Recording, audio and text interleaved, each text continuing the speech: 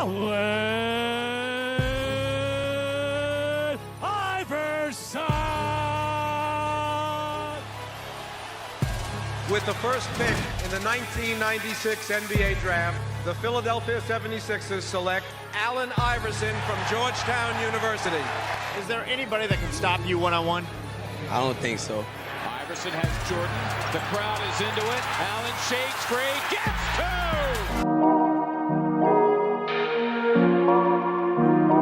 Jumbo.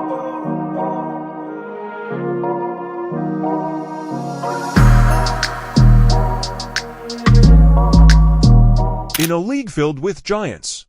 One 6 feet 0 inches guard from Hampton didn't just rise to the top, he broke the game completely.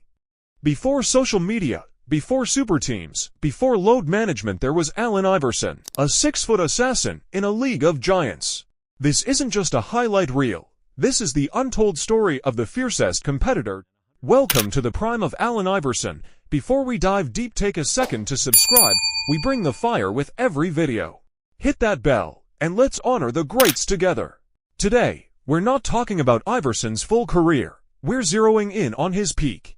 The years where he dominated the league, defied the odds, and carved his name into basketball history. If you love underdog stories, grit, and game changers, subscribe now, and hit that like button. Let's get into it.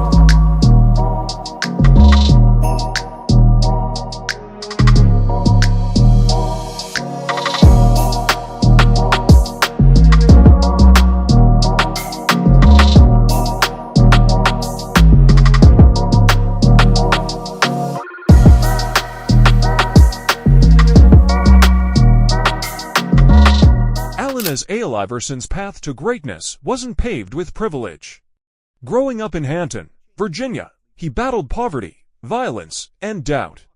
But on the court, he found purpose. He wasn't just fast, he was lightning. At Georgetown under coach John Thompson, Iverson became a defensive beast and an offensive nightmare. He was raw, real, and relentless. Theoretically, his college years can be seen as a case study in how raw athleticism and street-tough mentalities can be sculpted by strong mentorship. John Thompson didn't just give him structure, he gave him belief. In 1996, he became the #1 pick, the shortest #1 pick ever. But what he lacked in height, he made up for in heart. Iverson redefined what scouts looked for in a franchise player: not height, but hunger. Jumbo.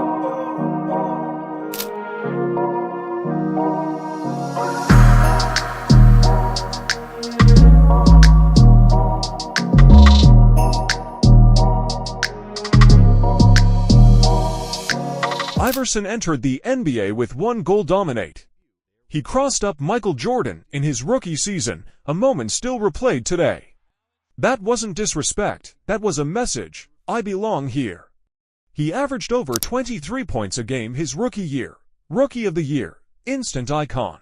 But the league wasn't ready for what else he brought: braids, tattoos, baggy clothes, and an unapologetic attitude. In sociological terms, Iverson was challenging the existing norms of professionalism. His look, his speech, his style, it all came from the streets. And for the first time, the NBA had to grapple with authenticity that wasn't polished, but real. He was polarizing, a hero to fans, a headache to the establishment. But one thing was certain: he was undeniable. Iverson brought a cultural revolution, a bridge between hip-hop and hoops.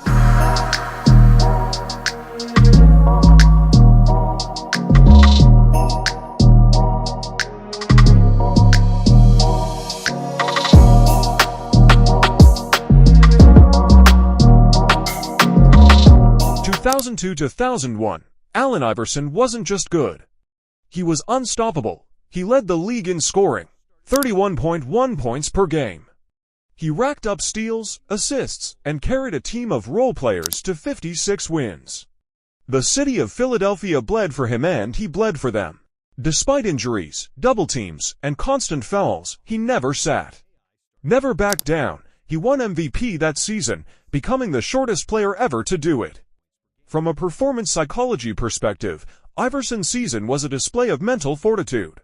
He thrived under pressure, using perceived slights, media criticism, injury talk, defensive schemes as fuel. His mindset was rooted in resilience theory, the ability to sustain peak performance under extreme adversity. Iverson didn't win it with politics, he won it with pain. Loving this breakdown. There's more where that came from. Hit that subscribe button so you never miss the heart of basketball's greatest eras.